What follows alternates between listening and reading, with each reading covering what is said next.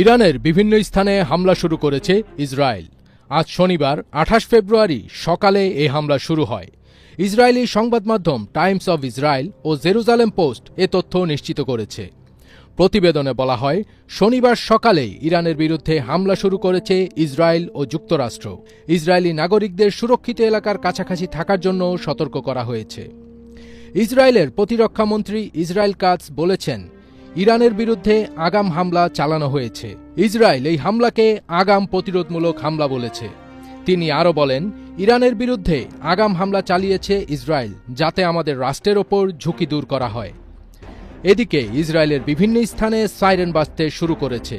Israeli প্রতিরক্ষা বাহিনী সাধারণ মানুষকে বোমা আশ্রয়কেন্দ্রের কাছাকাছি থাকার জন্য সতর্ক করেছেন। বার্তায় আরও বলা হয়েছে, নিরাপত্তা পরিস্থিতির কারণে সাধারণ মানুষ যেন নিজের নিকটবর্তী সুরক্ষিত আশ্রয়কেন্দ্র সম্পর্কে সচেতন থাকে এবং অপ্রয়োজনীয় ভ্রমণ এড়িয়ে চলে। এর আগে ইরান ইস্যুতে আলোচনা নিয়ে অসন্তোষ প্রকাশ করেছেন মার্কিন প্রেসিডেন্ট ডোনাল্ড ট্রাম্প। স্থানীয় সময় শুক্রবার হোয়াইট হাউসে তিনি বলেছেন, জেনেভায় তৃতীয় দফা আলোচনা শেষে ইরানের পরমাণু আলোচনা তাদের আচরণে তিনি সন্তুষ্ট নন।